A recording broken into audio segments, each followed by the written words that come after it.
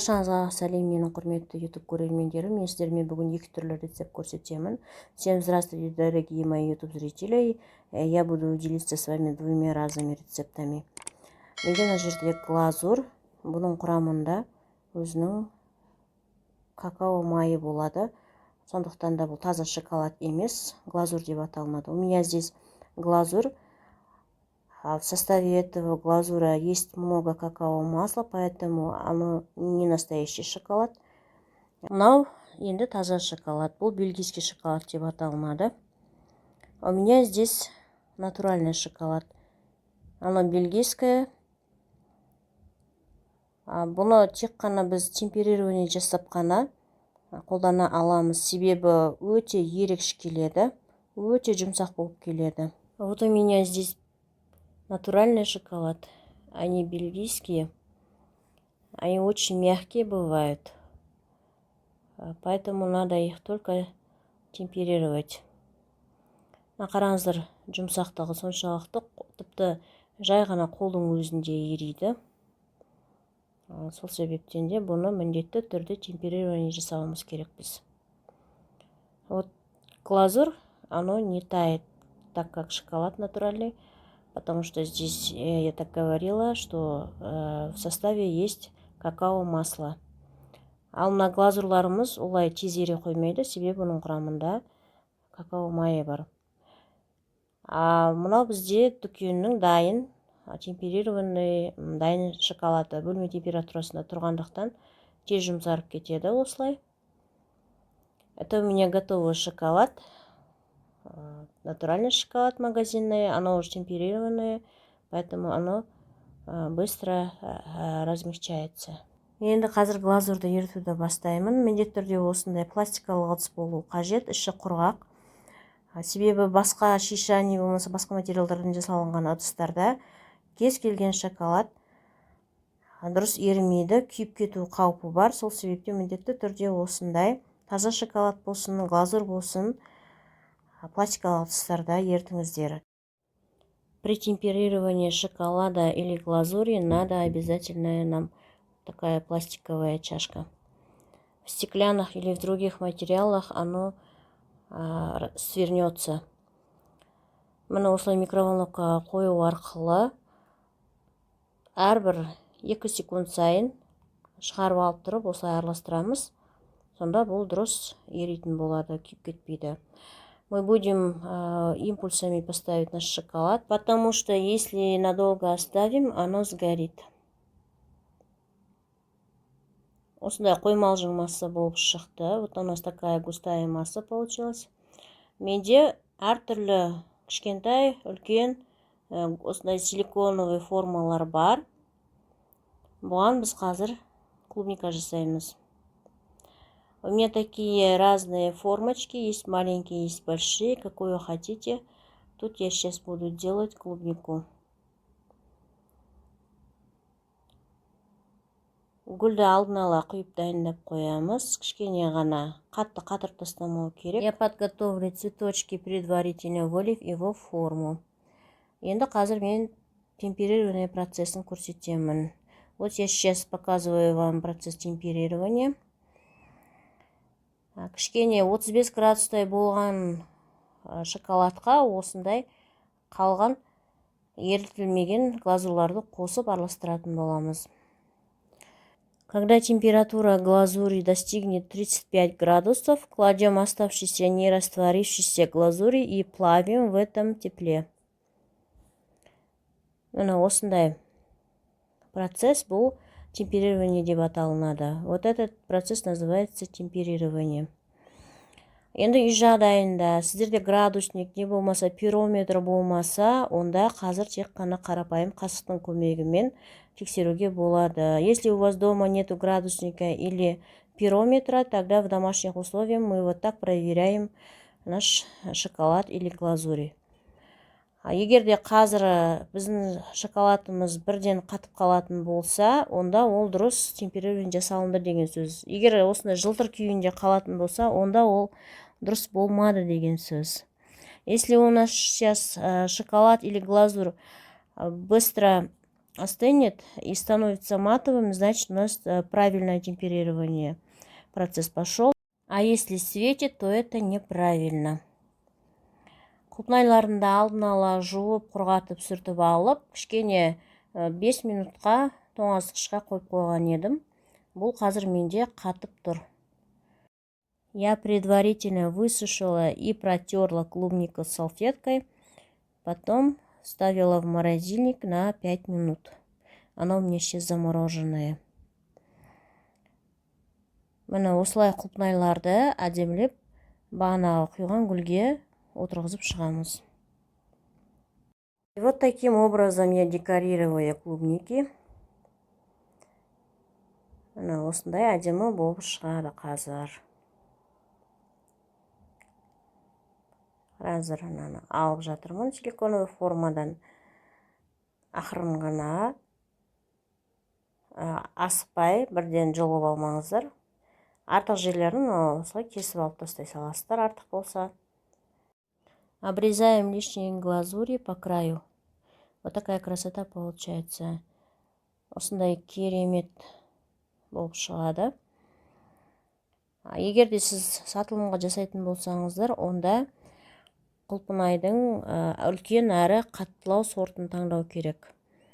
Если вы делаете на заказ, тогда выбирайте клубнику из твердых сортов хорошего качества.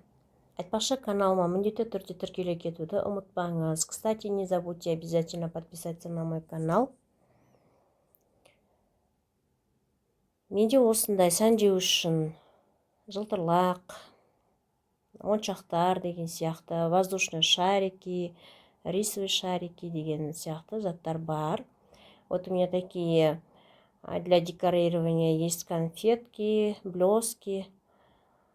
Это все пищевые. Есть воздушные шарики, рисовые шарики.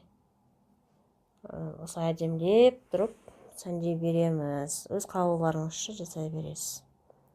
Вот как хотите, так декорируете. Енді мынау таза шоколадымызды қазір бетіне кішкене сәндік үшін мен ертіп жатырмын. Екінші тәсіл осылай арнайы кондитер қапшыққа салып, кішкене жылы сумен шоколадты ертіп алуға болады. Вот второй способ, как можно растопить шоколад на теплой воде. Или можно на водяной бане. Шоколадты су моншасында ерту үшін ыдысқа салып, оның астына ыстық суды қайнатып отырып ертеміз жаймен. Ол жаңадан шоколадты ертуді бастап үйреніп жүрген адамдар үшін өте оңай тәсіл. Чтобы растопить шоколад на водяной бане, берем сухую емкость и поставим ее поверх кипящей воды в железной емкости. Это простой способ для начинающих. Енді мен сіздерге қазір кішкентай бента бомба тортының жасалу жолын көрсетіп жатырмын. Я сейчас вам показываю маленький бента бомба торт. Бірінші осындай домалағын дайындап аламыз. Сперва приготовим сферу, шарик, полушарики. Глазурды ертіп алған соң, оны 35 градус болған кезде, мына осындай сұйықтықта болған кезде, бірден шариктерімізге салып құя береміз. Когда температура глазури достигает 35 градусов, сразу заливаем ее в наши шарики. Глазурдың бір жақсысы оны темперировать етпесе де болады, себебі ол өзінің формасын жақсы ұстайды, әрі тез қатады. Бірақ таза шоколадқа қарағанда қатты дәмді емес. Одним из преимуществ глазури является то, что ее не обязательно темперировать, так как она хорошо держит форму и быстро затвердевает. Но не такой вкусный, так как натуральный шоколад. Осылай ұнатып болған соң керек емес глазурды төгіп тастаймыз. Раскатав вот так, выливаем ненужную глазурь. Енді осыны бөлме температурасына 5-10 минут қойсақ та болады, болмаса тоңазытқышқа сәл 3-4 минут қойсаңыздар да жетеді. Теперь можем поставить при комнатной температуре на 5-10 минут или поставить в холодильник на 3-4 минуты. Это нижняя часть нашего торта. Бұл тортымыздың астыңғы бөлігі. Осындай темір домалаққа не болмаса фольгадан жасасаңыздар да болады. Фольгамен жасаған негізінде оңайырақ, әрі тез алынады. Астыңғы аяғын жасаймыз. Можно поставить такую железную формочку или можно сделать из фольги. Фольга снимается быстро. Қазір мен шардың үстіңгі бөлігін формадан қалай алғанымды көрсетемін. Сейчас я покажу вам, как я сняла верхнюю часть шара с формой. Кішкене қолымыздың жылуымен осылай жылтып аламыз. Сол кезде жайлап өзі шығатын болады. Бірінен жұлып алуға болмайды, себебі шарды сындырып алуымыз мүмкін. Вытаскиваем шарик не спеша, медленно, немножко придавая тепло руки и очень осторожно вытаскиваем, потому что если при резких движениях мы можем сломать. Вот наша верхняя часть торта. Торттың үстіңгі бөлігі шықты. Енді бомбочкамыздың мынандай кішкентай кез келген ыдысқа осылай шпажканы салып отырып, қазір торттың үстіңгі бөлігіне от жанатын жерін қоямыз. Это верхняя часть торта, место для огонька. Енді торттың ішкі бөлігі, ішкі коржиктарын жасаймын. Теперь начинаю делать внутреннюю часть торта. Рецепт описание бөліміне қалдырып қоямын. Рецепт я оставлю в описании. Видеомды тым ұзақ созып жіберді деп ренжімеңіздер. Себебі мен барлығын толықтай түсіндіргім келеді. Пожалуйста, не обижайтесь, что мое видео слишком длинное, потому что я хочу все объяснить подробно. Коржыққа қажетті май осындай бөлме температурасында еріп тұруы керек, және шоколадты да алдын ала ерітіп аламыз. Сливочное масло должно быть таким мягким, комнатной температурой, и шоколад тоже заранее разогреваем. Қарапайым осындай венчиктің көмегімен ғана араластырып жасай береміз. Алдын ала електен өткізіліп алған какао, ұн және қопсытқыш. У меня заранее просеянная мука, какао и разрыхлитель. Не обязательно миксер тут, можно и венчиком обойтись. Домалақтарды әртүрлі көлемде етіп пісіреміз. Шарики делаем разного размера. Менде бұл коржықтан 2 тортқа арналған порция шықты. Яғни, егерде сіз ортасына сыйлық салмайтын болсаңыз, онда толығымен осы домалақты толтыратындай етіп пісіруге болады. У меня из этого количества теста вышло 2 порции коржа. Если вы наполняете торт полностью, тогда можно весь коржик использовать. Енді кремі де өте қарапайым. Небары шағзаттан құралады. Крем тоже у нас тут очень простой. Всего лишь 3 ингредиента уходит. Тоңазытқыштан жаңадан ғана шыққан салқын кілегейімізді осылай жай жылдамдықтан қатты жылдамдыққа дейін қоса отырып жасаймыз кремді. Сливки мы взбиваем сначала на малой скорости, потом, добавляя скорость, делаем такой крем. Тортымды жинап болдым. Вот я уже забрала нижняя часть торта.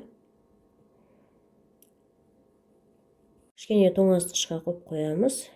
Немножко поставим в холодильник, потом начинаем полностью собирать. Ортасына осылай сыйлық салып қойдым. Вот подарочек я выложила внутри торта. Енді мынау төбесіне міндетті түрде осының барлығын қалған глазурды ертіп, сол глазурдың көмегі арқылы осылай толықтай бекітетін боламыз тортты. Вот таким образом соединяем этот торт. Оставшиеся глазури растапливаем, потом соединяем нам нужные части. Но енді клиентімнің видеоотчеты. Это видеоотчет моего клиента. Вот ожидание. Видеомды соңына дейін көрген болсаңыз көп рахмет. Если вы досмотрели видео до конца, вам большое спасибо. Жасап көріңіздер, өте оңай. Попробуйте, экспериментируйте, очень легко. Бұл детальдің барлығын еріген шоколадтың көмегімен жабыстырдым. Всю эту деталь я приклеила с помощью растопленного шоколада.